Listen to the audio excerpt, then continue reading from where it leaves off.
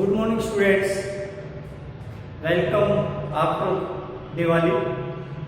Today it is our first video just after Deepavali. In BA part second, we just come on our topic. We were reading our poems. Today, the biggest and we think the most important poem of your syllabus, that is Rabbi Ben Ezra. In BA part second, we are going to discuss. As the title, that is we presented here, Rabbi Ben Ezra. It's not a simply understandable title. So very first, we will describe about the complete conception related to its title. Then the poem written by Robert Browning. When the name Robert Browning came in mind, various things starts to jump. There is some types of the features.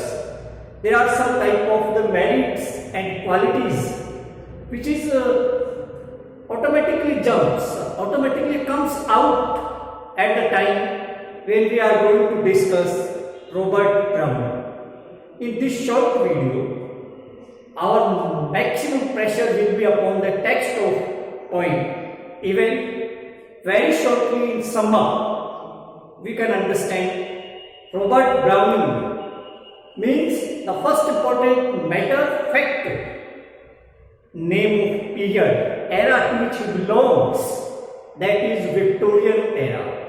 Whenever we are discussing Victorian era, two most important names, Tennyson and Browning, comes at first suddenly. Same as whenever we are discussing about Tennyson and Browning, Victorian era suddenly comes in the mind. They are parallel. Yes, Victorian era. Its feature, its quality, if you want to read, if you want to discuss, we have to read Browning and Tennyson.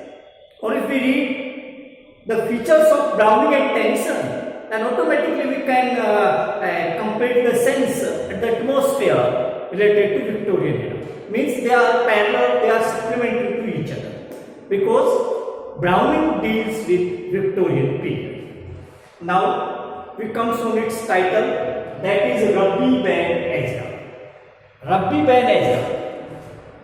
We think at the first sight, it never seems like a happening or some type of the detailed scene, and be an unknown reader that anyone who just read the title Rabbi Ben Ezra at first sight, suddenly his mind works, and what comes in the mind, it may be the name of any personality. Means our ideas, right? Rabbi Ben Ezra is the name of a personality. And he belongs to Spain and Rome, and we are discussing about 100 years before. We just discussing about 100 years, no, 1000 years. We think that in 11th century, Rabbi Ben Ezra, in 11th century, today we are in 21st century. You understand? So we are discussing a matter before long time. In 11th century, there was a great personality in Rome, Spain, and diverted in Rome, and he was Rabbi Ben Ezra. Basically, he was a physician, a great scholar, a great messenger, a great philosopher, and learner of religious aspects. Here, the thing that is important, sometimes the short type answer may be asked in this case, that we are discussing Rabbi Ben Ezra. So, the timing of Rabbi Ben Ezra, that is very important to know.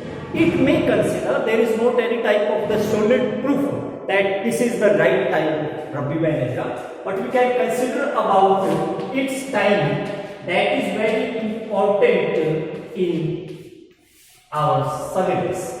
That is the time of Rabbi Ben Ezra. Means we are discussing before a long history of Rome and Spain. That is complete. Rabbi, if we discuss the title Rabbi, you can understand it is you can try to understand my feelings. Rabbi is not a name, but Bad Aisa is the name. So what happened here? Rabbi is not a name, but it must be used as a title, same as we are calling Guru Ravindranath Tagore. What the Guru is, Sant, Sri, Chobina, anything else. This is the title that is used in Latin philosophy, that is used in the literature of Rome and Spain. The meaning of Rabbi is used for anyone that has the knowledge of religion, knowledge of philosophy, knowledge of everything. We are calling as messenger, as we are calling as angels of the God. All these type of the person are calling Rabbi. So Rabbi is not the name. The full name of Rabbi Bad Aisa, that is also important. We will discuss in our notes provided to you in PDF. Then we can discuss everything about it. So Rabbi is the title. Rabbi title using for the person. They have the great knowledge about the religious topic, about the topic related to our religion, caste, adult, creed, culture and civilization.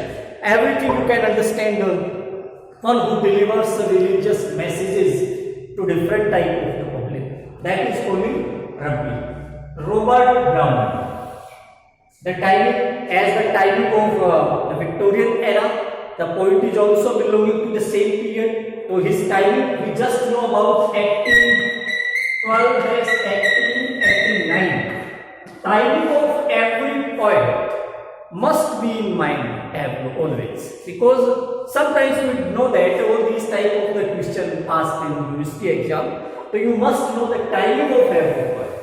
This is the first conception, this is the first matter to be keep in mind, that we must have the timing of poet, we must have the knowledge related to the period and everything. That is mostly focused. When we discussed about Robert Browning or the poetry, that was the poetry of Robert Browning. Some things are very important. What the special feature of Browning? What are the basic element of Browning? There is various types of the design. There is various types of the formats and structures available in poetry. Someone writes love songs, someone writes odes, someone writes lyrics. So all these types of the part of poems may be the habit of every type of the poems we are not discussing. But at the time when we discuss Robert Browning, what is his main characteristic feature? What is his most liked design or structure of a poem? That is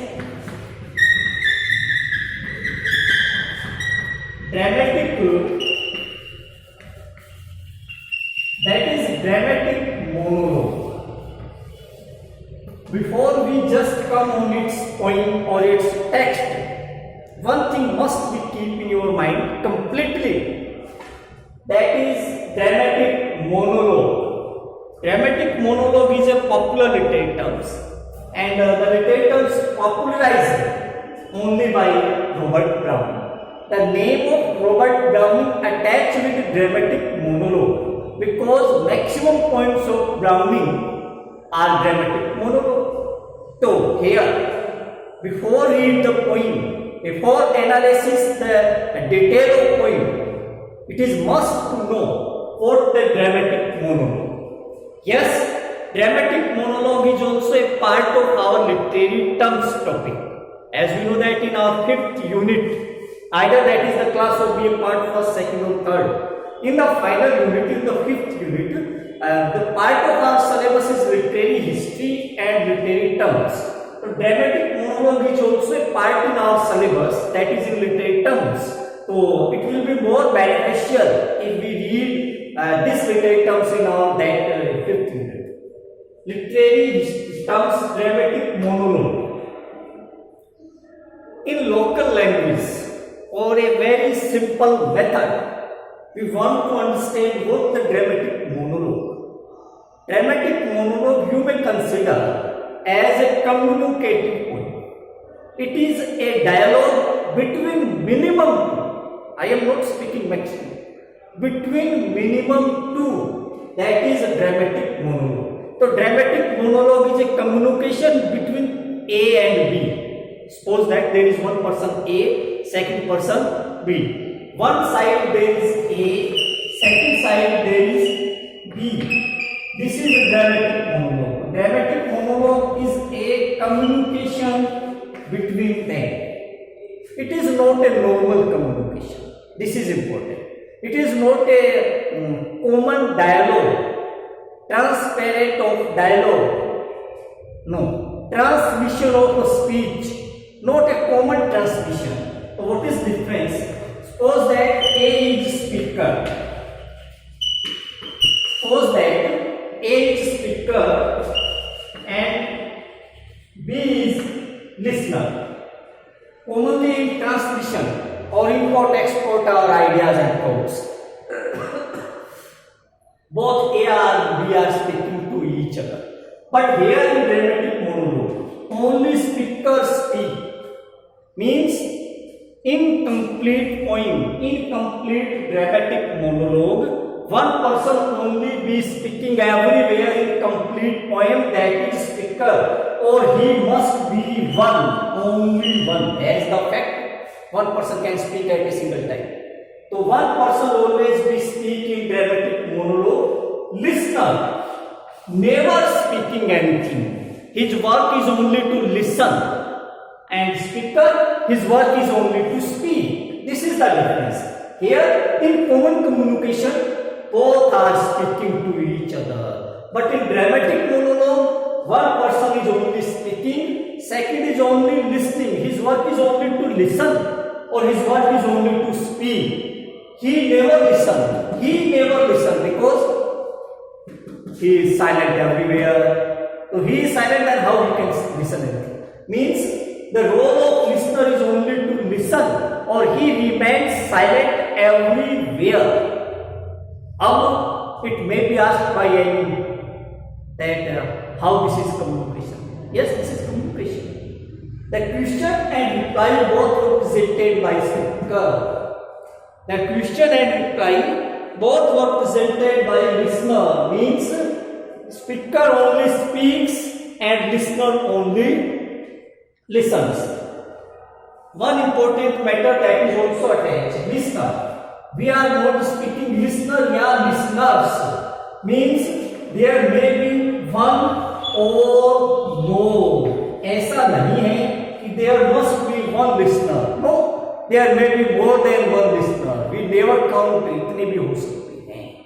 But speaker always be one. So dramatic monologue is a dialogue between listener and speaker, speaker and listener. But speaker must be one every time in complete poem. But listener, that is depends upon the point. Maybe one, maybe 2, 3, 4, 5, or the number which we never counted. Gathering. Maybe it is a company to whom he speaks. So this is the speaker who delivers the speech to fixed or unlimited person. So this was the common feature related to dramatic monologue. The detail that is related to dramatic monologue we can discuss in our question, and at the time when we are going to discuss our literary terms, then we can write down all type of the features about dramatic monologue. Now we just finished dramatic monologue, the conception of dramatic monologue, and comes again Rabbi Ben Ezra. Here in this point, Rabbi Ben Ezra delivers his speech, and this type of the speech, Rabbi Ben Ezra delivers his speech. यहाँ पे वही बात है, if we are discussing about the speaker, then there is one speaker, and who is Rabbi Ben Ezra. In this point, Rabbi Ben Ezra is the speaker. He is the speaker. At the time when we are discussing listener, then there are unlimited gathering, a company of listeners there are. इस poem में, पूरी poem में speaker का जो role है that is played by Rabbi Ben Ezra, but the listener is not one particular listener. No, there are the gathering of public, various types of company, and then Rabbi delivers his speech. In local language we can say Rabbi Ben Ezra is a poem, is a dramatic monologue in which Rabbi Ben Ezra is the speaker of poem and various types of the public gathering company, and we are very fine to describe that they are the pupil of Rabbi Ben Ezra. Commonly in easy language we can say that ये जिसको भी deliver कर रहा है they may consider as the शिष्य, as the pupils of Rabbi Ben Ezra. A poem is divided into points, point 1, 2nd, 3rd, 4th, 5th. You search out in your textbook, and every fact or in every point there is the detail of every conception of idea. This is very unique poem. Why it is unique? It is unique because everything that was presented by Rabbi Ben Ezra divided into points. So we can clear first point means 4 or 5 lines in each stage. Then the first idea, the first conception, the first religious topic or any topic on which he is speaking is complete. Then on the number second, then the second matter related Rabbi Ben Ezra's speech is complete. So this is very easy to be understand, although the poem is very complex and it is not easy to understand. But very smoothly or simply, we try to discuss it line by line, point by point. Poem is very long and we think that there may be more than 6-7 videos related to this poem because we just read the important stages. The ideas that was consolidated, if we discuss what are the prime feature of the ideas and the message given by Rabbi Ben Ezra. The prime factor, the prime feature of the characteristic element of the complete messages, they are hidden the role of Bible. They are hidden the role of Bible. So what written there in Bible or the thoughts, the ideas related to message of Bible is presented here by Rabbi Ben Ezra. Coming upon various types of the topics in this poem by Rabbi Ben Ezra, he, you can say, mostly focus upon some type of the topics. What these are? These are the first very important, that is the topic of age. That is the topic of age. Age is related with life and it is related, that was presented by poem is youth and old. This is the comparison youth and old. That is our definition of life, classification of life, what are the major attributes of life, and this is the definition of the picture of age. Very first and starting points, he is describing about the life, classification of life, role of youth, role of old age, and he basically proves our old age that is more better than youth. He also speaks about shore.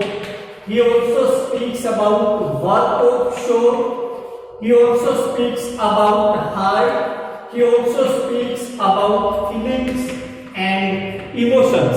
I think that all these types of the elements related to shore, that is also the part of Browning's message. He also speaks about curve, which we are calling in, इसको हिंदी में अपन ये बोल कर्म. He also describe about the feature, the role of karma in our life, and there are various types of the another type of topic. He also describe about God. He also describes about death. So these are the common fact. These are the common matter related to Browning's poetry, that he mostly deals with the attachment of religious topic and mostly deals with the features of Bible topic. And this is the point where he is presenting all these types of the he also speaks about the role of time. He also speaks about the role of religion. Or there are various types of the things that is directly or indirectly related to our life. In our next video, we will start to read Rabbi Ben Ezra line by line. Thank you.